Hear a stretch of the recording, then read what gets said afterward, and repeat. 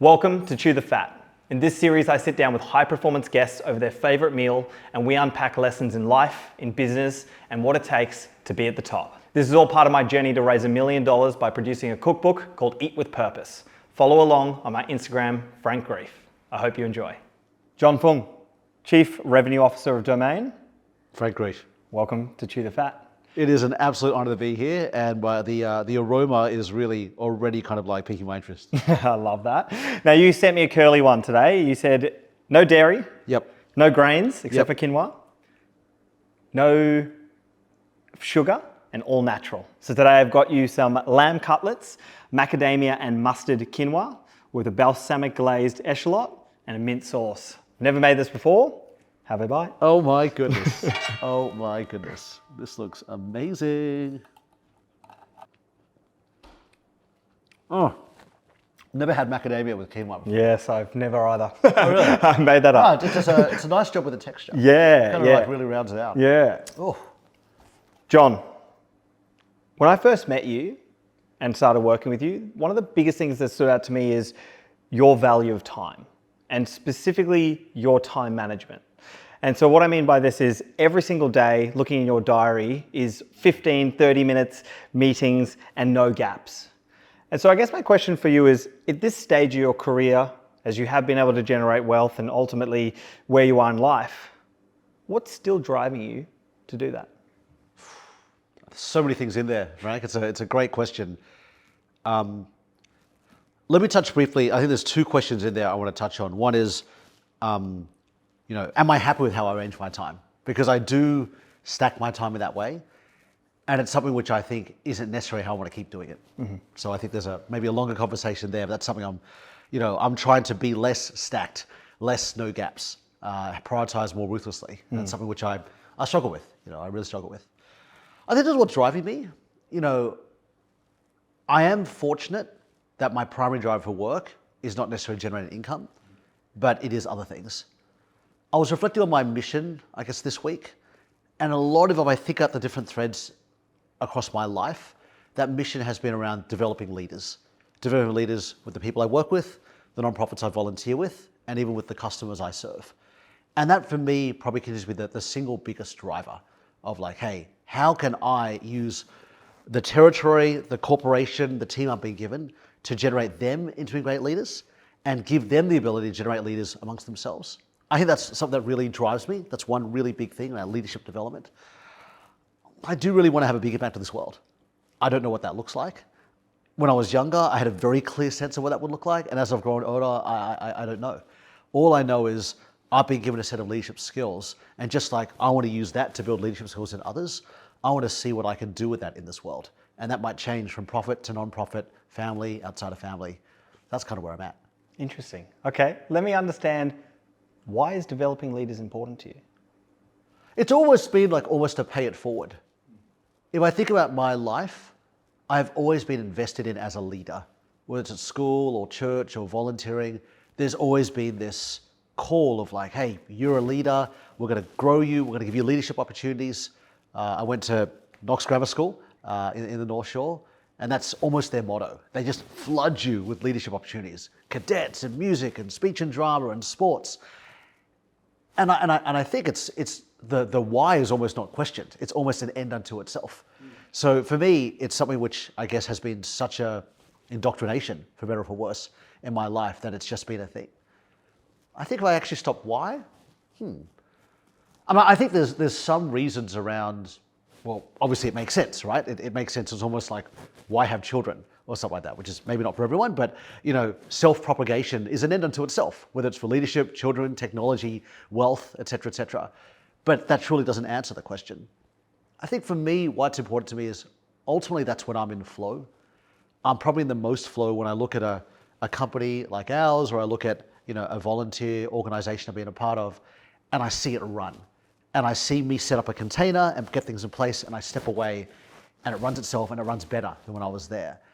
And almost like a craftsperson or someone who's good with their hands, which I'm not, or a chef, like yourself, which I'm not, I'm good at eating.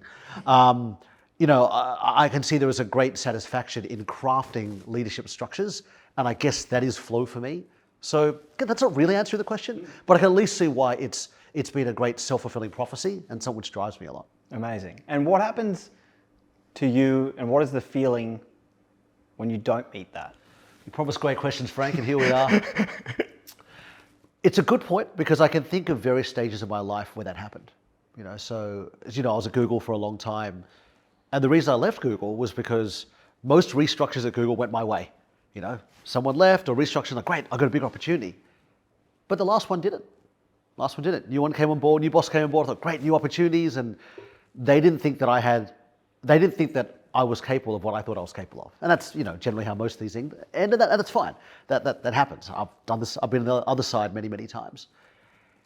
And I think for me, I really struggle with those times. It's almost, I remember, if you think about movies like, the Full Monty, or ones that study people who are going through redundancy, particularly people, typically men, but also women as well, who have found so much of their identity in their vocation or in the function of their vocation, like being a manager. When that's taken away from you, it's really tough. And I think for me, if I think through those stages of uncertainty, when this reorg happened at Google, I'm thinking, okay, what do I do next? It feels hard. I feel like I'm not in flow. I wouldn't say I question my self-worth. I think very highly of myself, and I don't think highly of myself because of these achievements. I think highly of myself as I do everyone else. Like, we are people of great worth, just innately we are. But that's easier to say when you're kind of in flow and you're getting that market and corporation validity. When it's just from yourself and your family, it's tough. So yeah, it's a struggle in those times. So bring me into the feeling. You said it was tough. What did you do to get you out of that, what I would describe to myself when I go through those is I'm stuck in a rut? I think what I'm learning over time is that a rut is all about how you frame it. Mm-hmm. So was it a rut? It certainly was from a career progression point of view. I wasn't kind of leaping the next thing.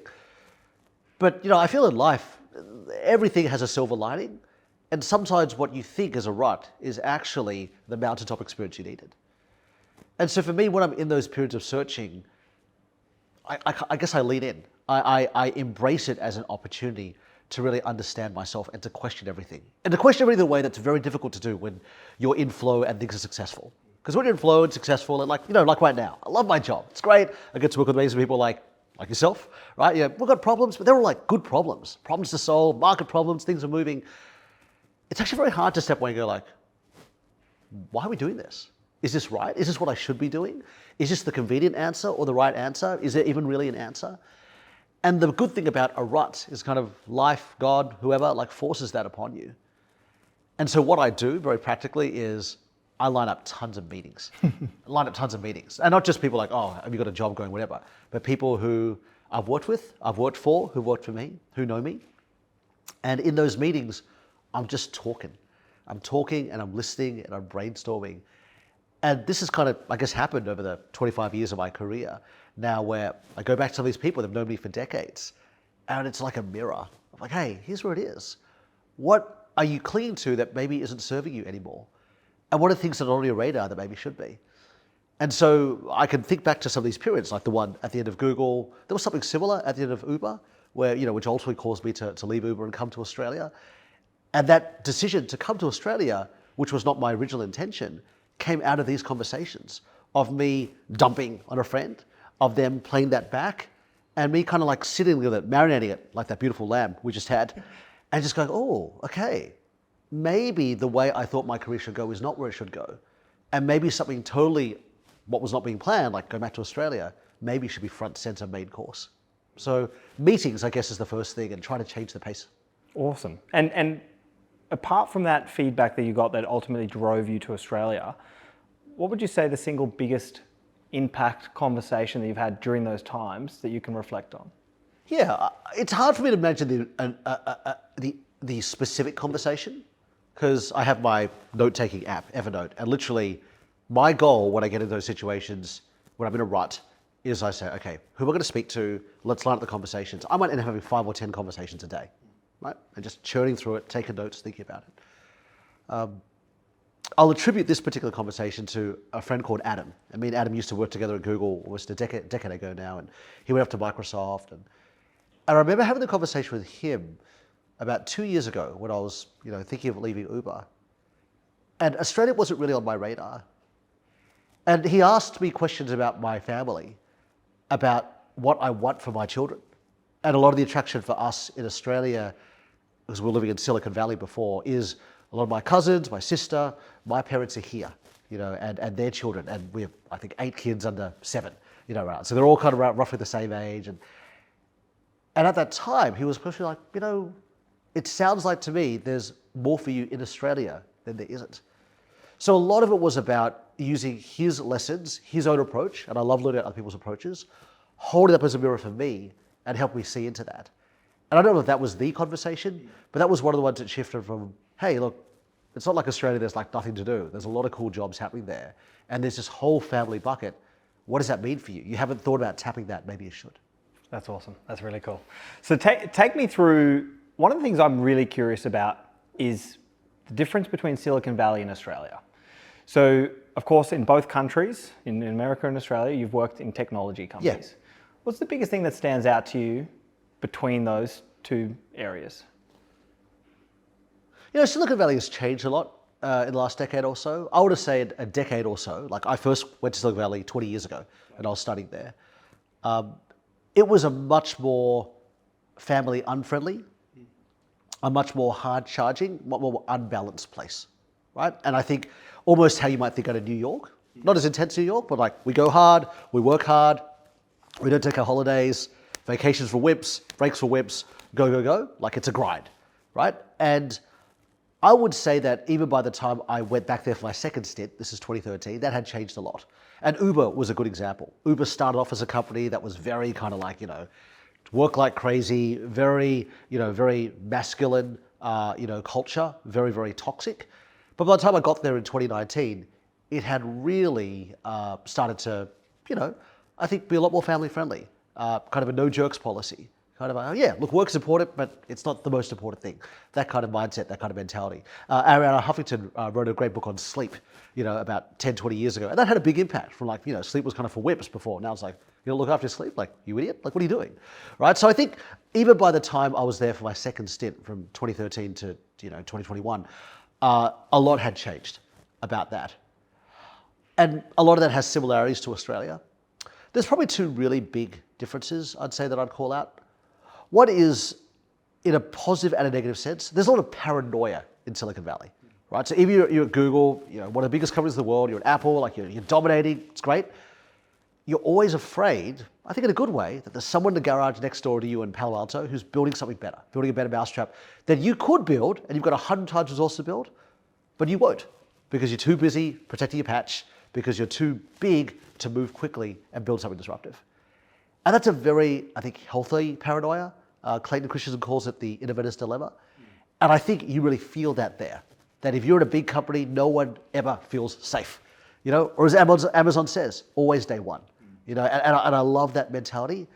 And I think in Australia, even if you work in a medium to large company, because maybe the pace of disruption doesn't seem so fast, or because things seem comfortable and we have these comfortable oligopolies and banking and telco, things like that, where market share shifts, but not that quickly, we kind of get into a pattern of complacency where we don't want to fail, but if we do, we know that the money will probably keep rolling in.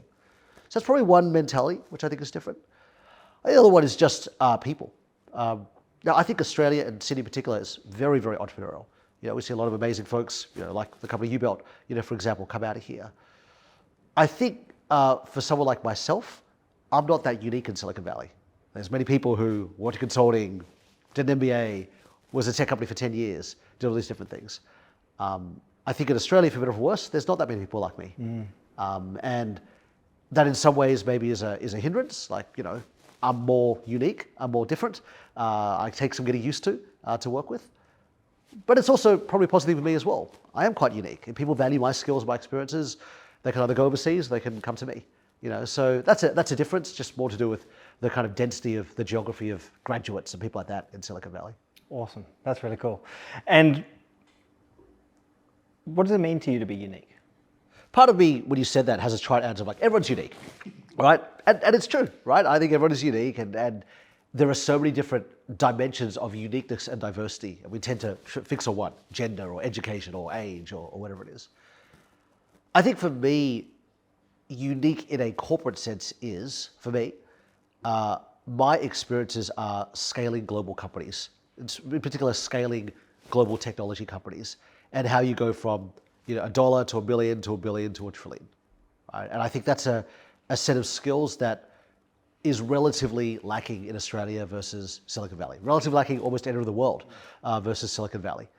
So I think when I say unique, I mean, say you're a board or you're a CEO looking for someone who can grow a business and who has experience growing it at pace from a small amount to a large amount and all the things that come with it, hiring and performance management and systems, all that kind of stuff. I'm someone who's done it, and there's not many people who have. So that's what I mean by unique.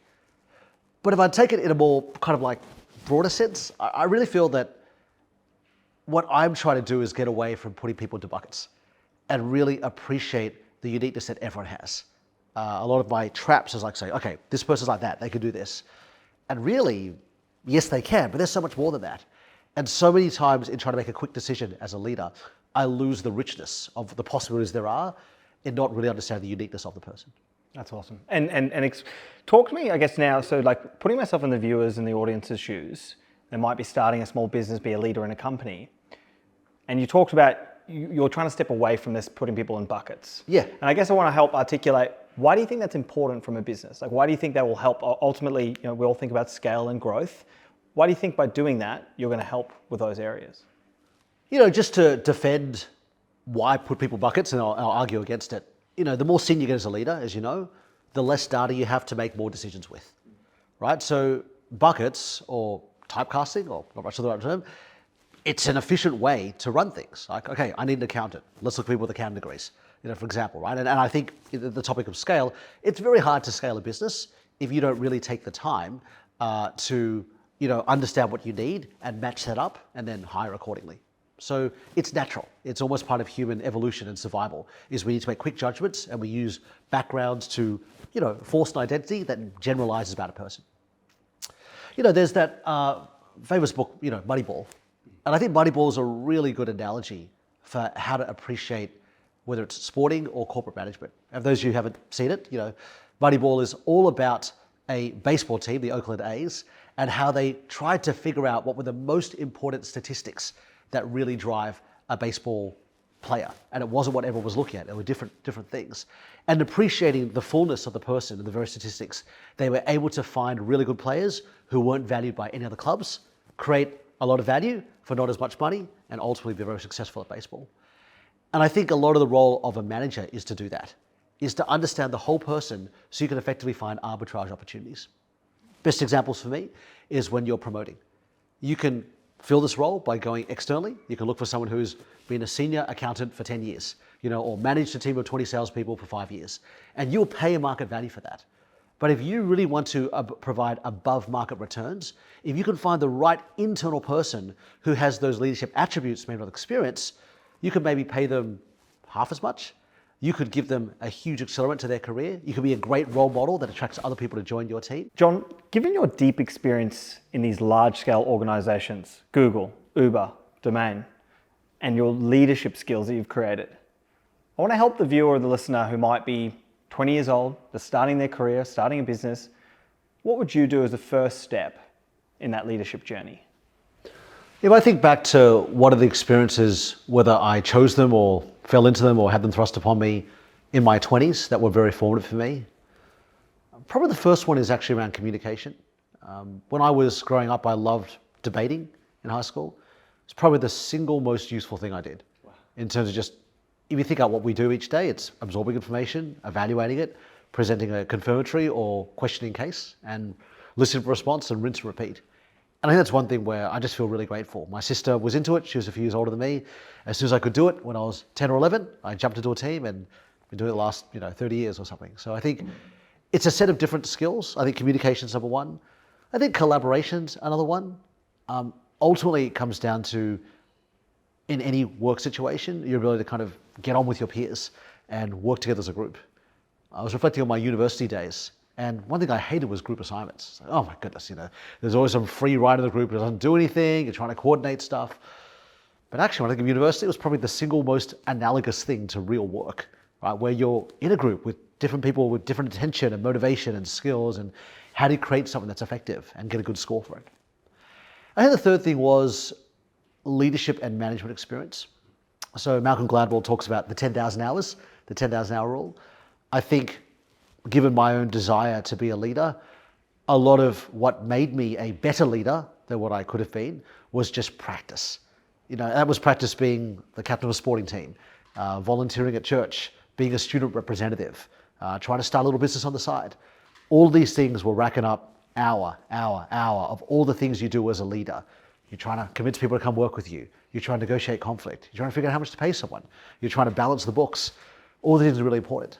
A lot of my own passion to desire and become a better leader was because when I was growing up in the church, I saw a lot of really passionate people who had this wonderful desire to help other people, but lacked leadership skills. They could not handle their finances. They could not organize meetings. And as a result, it undermined them.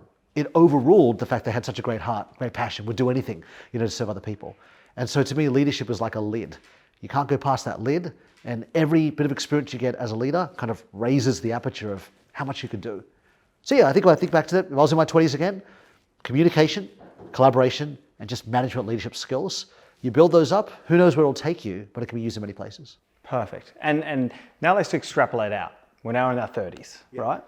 And perhaps we've gotten to that place in our business where you feel like you're not maybe learning from the leaders around you, but you want to grow. What's the next step? As one of the leaders around you, I would like to be thinking I can teach you more, but that's a different question. This is a hypothetical question. I have this friend who, I think the 30s is different to 20s, because even if you're going to do a radical career change, which I think now that the data is that between you'll make career changes 4 to 6 times, in your working career, if you were born last, 20, 30 years. So the world has changed a lot.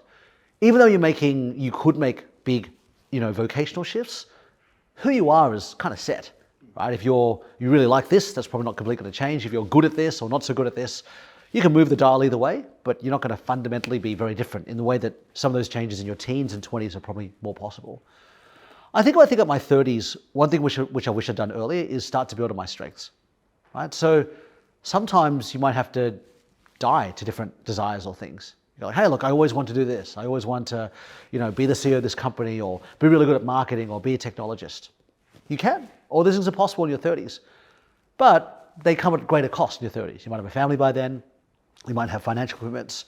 You're also more set in your ways. And so if the 20s is about making some of these big bets and growing and taking big risks, the 30s is more about tweaking, parrying, if you're like using a sword analogy. How do you take the momentum and energy you have, and how do you channel it in certain ways? And I think a lot of that has got to do with your network. Right? A lot of it's got to do is relationships. Most important relationship, who's your partner? Who's your spouse? Or whatever that setup is. That person will have the single biggest impact on your development, on what you do, on what they're happy for you to do. Number one. Number two, what's the small group of people who are around you? For me, it was my business school friends. We still meet every week. We have a call on Wednesday mornings. They're all in the States. It's an Australia, US friendly time. And we just shoot the breeze for an hour. And sometimes it's a work problem. It's often a career problem. Often it's a family thing. Because there's people who are iron sharpens iron, sharpening you. Because you're not going to make magic, dramatic changes most of the time. You're going to be just tweaking, working on something, a gap. For me, coaching is really important. I've been lucky to have a coach for the last 10 years. That's been extremely important. Particularly some myself, we all struggle with our blind spots. Having someone who has the wisdom and that institutional memory to kind of guide you, that professional help for yourself, really, really important. And then I think who your manager is really important. Given your manager shapes so much of what your priorities are and how you're assessed, it's very, very hard. They're both the coach and the scoreboard, if you will. If they're not the kind of person who you want to be like or you want to learn from, rightly or wrongly, that's going to be a lid on your growth. So I think in the 20s is about working out skills. The 30s is still working out skills, but think at the relational context where those skills will be learned. Awesome. And John, it would be silly of me not to ask the question. But what are your blind spots? Oh, well, by definition, I can't answer them. I have, as you know, Frank, I have so many blind spots. And, I think what I have learned to forgive myself is I'm going to have blind spots. Everyone does. I might have more or less. That's okay. You got to take every opportunity to unblind them, but you still will, even if you do that. For me, there's a few things there. I'm someone who desires to be empathetic, but struggles with it. Like, I really believe empathy is so important. Just as I said before about the Moneyball example, in truly appreciating the uniqueness of an individual, for you and the company, that's the best way to get the most out of them, to find that place where they're in their sweet spot. And so much of that is empathy. It's understanding. It's putting yourself in their shoes.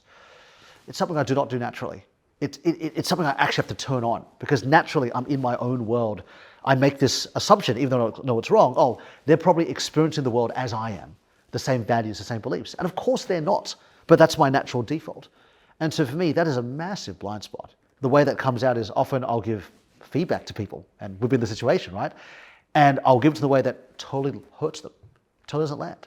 Because I'm not putting myself in their shoes to get their context, to get that. I'm like, oh, look, here's my need. Oh, the good thing is get feedback. Let's do that. Let's do it as soon as possible, right? That's like extremely painful, particularly when you're in a position of seniority. That's one very classic blind spot for me, is empathy.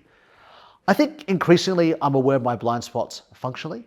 You know, I am, even though I grew up with technology, my last 15 years has been about sales and go to market. So sales and marketing, I'm pretty comfortable. Technology, I'm comfortable, but I'm not in the weeds. Right? And I think that is potentially a big blind spot when you're leading a technology company. And one thing I'm really trying to work on is both to make sure I have the right working knowledge so I can assess, but also that I have the people who I trust in positions of authority so they can fill in some of those blind spots for me. Ultimately, I don't know if someone else pulling the wool over my eyes and say, yeah, that'll take 10 weeks, but actually it's 10 minutes. You've got to know enough to know that. So many, many blind spots. They're the first two that come to mind. That's awesome. Let me drill into the empathy. Yeah. If you were to think back to the context of your upbringing and your life, is there anything that you could pinpoint as to why you think that might be your default? Yeah. Yeah, it's something I've spent a lot of time thinking about, a lot of time. So yeah, I mean, when I was, you may not know this about me, Frank, but when I was 4 years old, my mother passed away. I never really knew her. I don't really have any memories of her beyond photos of us as Disneyland, you know, and even then her family are back in Malaysia. That's where she grew up. I've only met them a few times. They were not a big part of my life. My dad's side was much more involved. And it's interesting now being a father and being married to a mother of kids who are about 4 years old, because you see that important role that the mother plays in holding a child's hand and helping connect that cycle of like, oh, when you did this, can you see how it made your sister, your friend feel? Right? That not teaching them what to think, but teaching them how to read signals and compute that back into their system and develop their own values. And for me, I was very lucky that I had a father who was very visionary, gave me every educational opportunity possible. I had a granny, his mother, who loved me to death, spoiled me, we talked about food. One of the reasons I was a very gluttonous child was she was constantly feed me all the time, bring me snacks and things like that, something which I guess I still celebrate every time I have a snack, is I think of her. But I think part of it was a generational gap, part of it was maybe her own gaps, but she was not that skilled at training me in empathy. She was good at providing, a wonderful servant, a wonderful provider, a wonderful leader, just wonderful caring. But that coaching was missing. And I do think that gap of like having a mum, even though I have a stepmom who I love and I call my mum, today, she was not as leaned in playing that role. She obviously married later, my father. I think the lack of that motherly figure, as well as combined on some of the institutions I was a part of, particularly the church, where there were a lot of zealous people who were very entrepreneurial. And I think great entrepreneurs sometimes really lack empathy, because you have to. If you listen to all the haters, you'd never get anything off the ground. And a lot of the people I followed at church were like that. They had a vision for how this should be, a vision for the community, a vision for the program, and they hard charged and they almost drowned out the voices. They tuned out the voices. I think in reflection, those two aspects influenced me very heavily, made that my modus operandi. So empathy was not the priority. The function, the task, the leadership opportunity was, but empathy was lost on the way. Very well said. The biggest thing that just stood out to me as you were talking me through that, John, is the detailed way in which you answer that. And what stood out to me is there must be a lot of self-reflection that's gotten to that place to have that understanding. Yeah. How important do you think self-reflection is as an attribute, as a leader, growing a business, just as a person in general? Obviously, I think it's extremely important. I think it's hard for me to imagine life without self-reflection. I'm going to answer the question in a functional way, which is what are the benefits? Yeah. Or even just what is life? What is this experience we have? We have hopefully 100 years, maybe longer, maybe less if I keep eating loud like that. Oh my goodness. Bring on the second course, please. But what is life? Life is, it's our opportunity to be here, to enjoy things, to give, to receive, to enjoy experiences, and then one day we're gone. So if you think about that, life without self-reflection is, what is it? Self-activities. Life is really the value that we extract, the reflections, the happiness, the joy that we get, both before, in, and after the moment. So I'd say without self-reflection, what do you have? You're like, an animal, maybe a soulless animal, depending on your definition of animals, right? Who comes, does something, and then is gone. So for me, self-reflection isn't just an important part of life. Maybe it is life. It's the value that we attach to life, and without it, what value is there? I think obviously when I think about great leaders, we are all flawed. Whatever you are, whatever your bias is, whatever your blind spots are.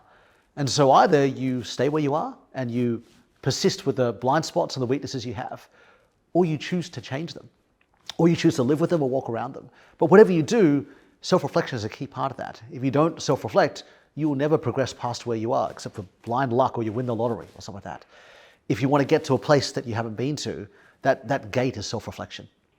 And practically, what does that look like? Is that something that you have to consciously think, okay, today, John, it's self-reflection time?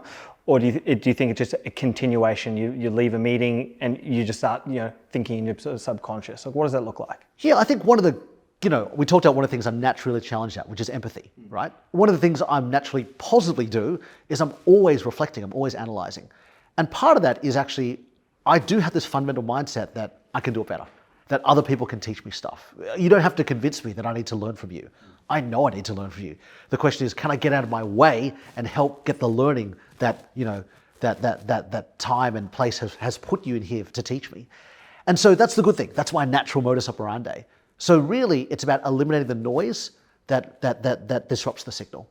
And so the classic things are, if I'm too busy, I won't self-reflect. If I don't have the conversation, after the conversation, if I don't have the meeting that I should have doesn't get booked, then that reflection opportunity is missing. So much it comes down to hurry. So I know if I can live my life at the right pace, self-reflection will happen. I can help sprinkle that by inserting coaches and friends to do so. But if I do those things, self-reflection will naturally happen in a way that empathy doesn't naturally happen for me. Perfect. So I want to turn our sights to domain for a moment, and domain and yourself. I guess the first part of the question is, what do you see for the next 5 years and what's in your way? I'm really, really excited about being at Domain. To me, after I'd made the decision to come back to Australia, Domain was like the perfect company. It's technology, it's got that paranoia, that desire for greatness, for world domination, which is like what I love and what I'm a part of.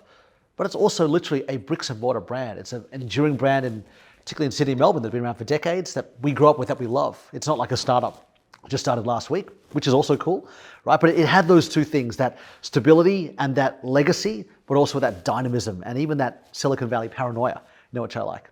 So it was great. And I think for me, we're trying to continue that journey at Domain. You think of what that looks like, how can we get bigger and better? How can we serve the needs of our customers more? So for me, that's ultimately great technology to more people. Whether it's building our core app to be better, obviously incorporating AI to make it smarter, make it simpler, more engaging, more social, that's all the plan. And then audience, how do we reach more people with this app? How do we help people who are using our competitors to consider us? How do we consider new jurisdictions?